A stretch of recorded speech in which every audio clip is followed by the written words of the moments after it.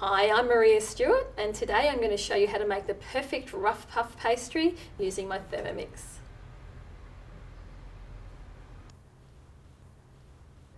Rough puff pastry is one of my favourites. You can use it in a sweet recipe like for a vanilla slice, you can use it for sausage rolls or for a hearty pie, and making it in the Thermomix is going to save you time and money. It's going to taste so much better than the store-bought version.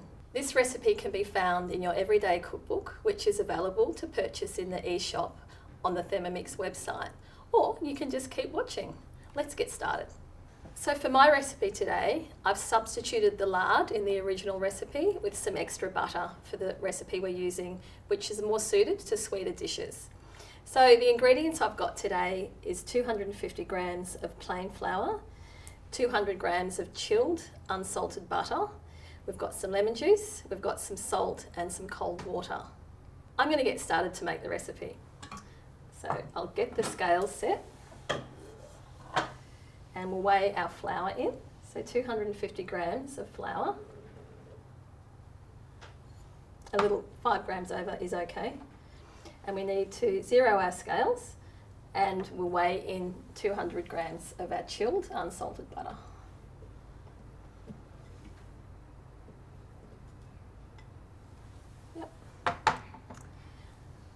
Pinch of salt. Going to use the measuring cup to weigh in my water. So we've got our 100 ml measure on our water here. Okay.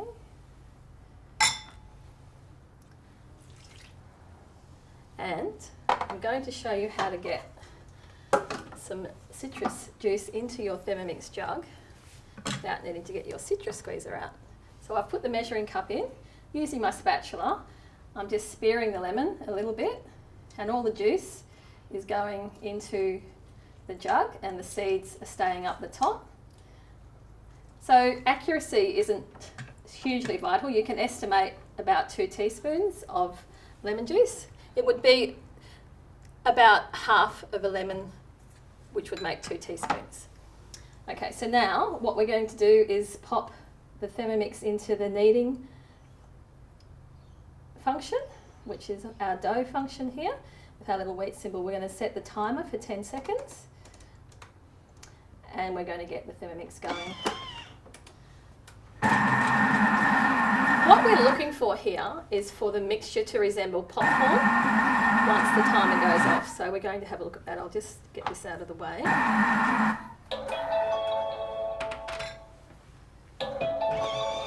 So let's have a look and see how we're going. It's nearly there.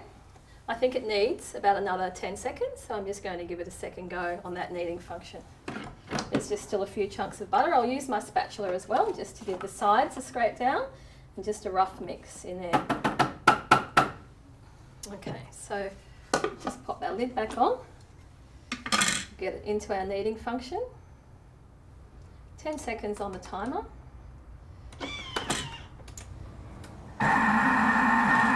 What we want to keep is chunks of butter in this pastry, so it's a little different to a normal pastry. We want the chunks of butter to be visible.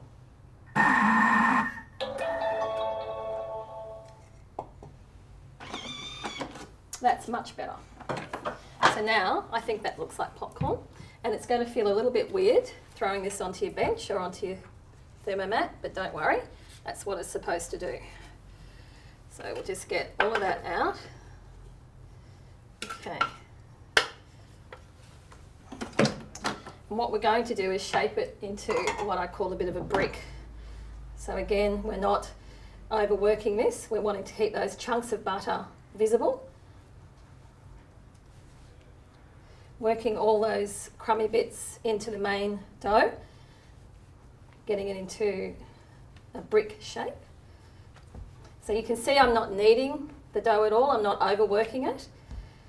Now, also in the original recipe, there were lots of folding and resting and things like that. So I'm going to just turn the bread mat around and get my rectangle of rough puff ready to be rolled. So what I do to avoid those extra folding and rolling steps is I actually roll it into one long rectangle, and I do lots of folds, which just omits that step, those steps of having to fold and rest and fold and rest. So essentially you're doing everything in the one. So this is what I do for mine, and it works a treat. Okay, so we're just flouring everything nice and well so there's no potential for sticking. Just compressing that so it's all going to stay together. And I can still visibly see butter pieces in this dough, and that's exactly what you want as well. So just keep turning the dough over. So I'm sure you can see there's visible pieces of butter there. So I'm just rolling that into a piece almost as long as the Thermomat. So for this recipe, I'm actually going to be using this for vanilla slice.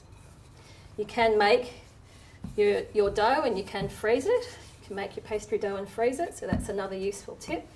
So if you want to make a couple of batches in one hit and freeze some, you can do that as well. So that's about the length that I want. Okay, it's approximately the length of the Thermomat, which is about 58 centimetres. Okay, so now we're just going to fold this. Literally, just like that, and that gives us all our layers.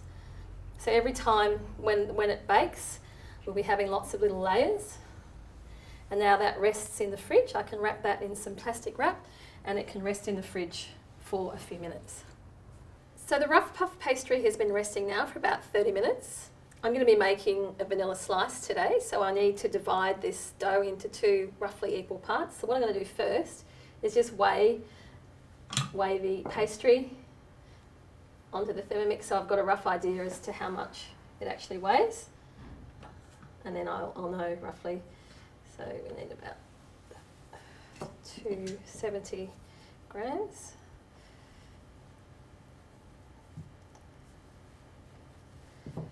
Just gives me a ballpark figure, so that's the bigger one. Yeah, and that's the smaller one. So all I'm going to do is just take a piece of the pastry off the larger one and just tuck it in under the smaller one. Okay, so now we're ready to go. So I'll just pop one over to the side for now. So we've got our 2 even parts of pastry, and I just need some flour now. So we'll get our flour. So lightly flour your bench, or if you're using the Thermomat, that's fine. And of course, lightly flour your rolling pin. So I'm going to roll this into a rectangle shape. So again, I'm starting with a rectangle shape. Just keeping even pressure on the rolling pin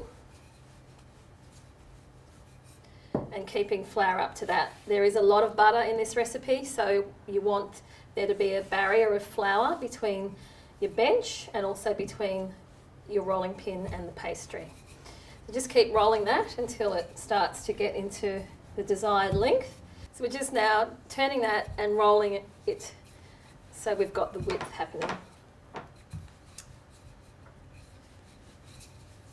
So again, just keeping nice even pressure, remembering your flour, if it feels like it's sticking at any point, just lightly coat it with flour, and also make sure that nothing is sticking to the bench, just like it was there. So I'm just going to be dusting that a little bit with flour, turning it over. So this is really important when you are making this, so this will avoid you having pastry sticking to your bench. It doesn't have to be lots of flour, but just enough to coat everything. So I'm just getting it into a nice rectangle shape. Don't worry too much if the edges are uneven, because what we do is we trim this before we cut it into our finished product.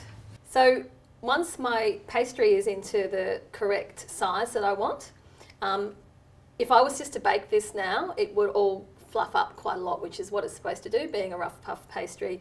But for the vanilla slice, I actually want it to stay quite flat.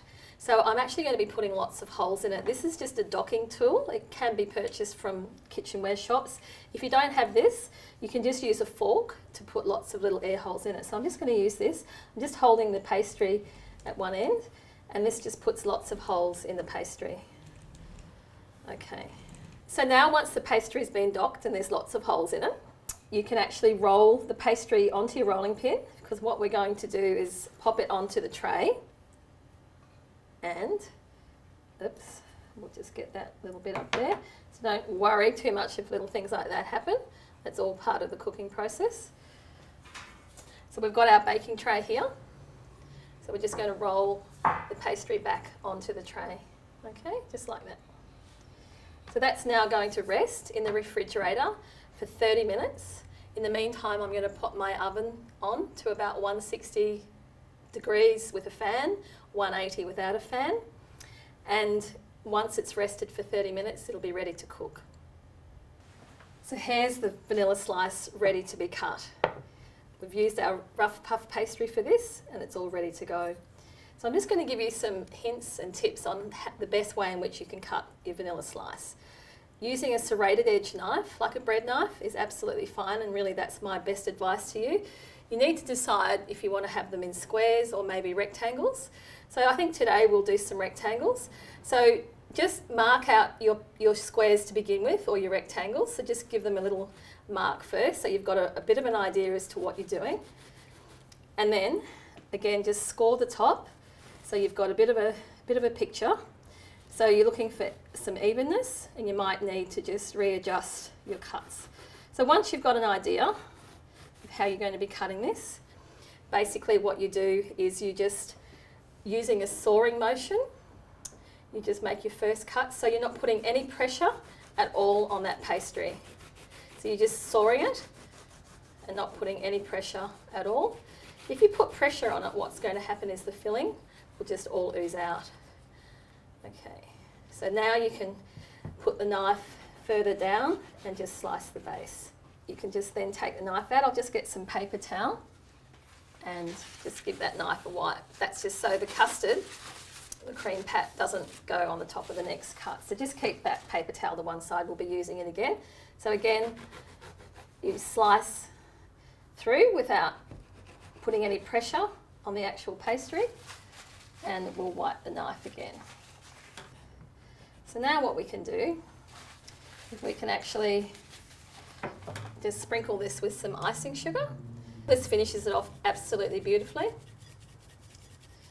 So we've got a layer of jam, we've got a layer of our cream patisserie, we've got a pastry beautifully cooked, and we have a vanilla slice that I'm sure your friends and family would just enjoy. There you have it, our rough puff pastry recipe made into a beautiful vanilla slice. For this recipe and lots more like it, go onto the Recipe Community website, and thank you so much for watching today.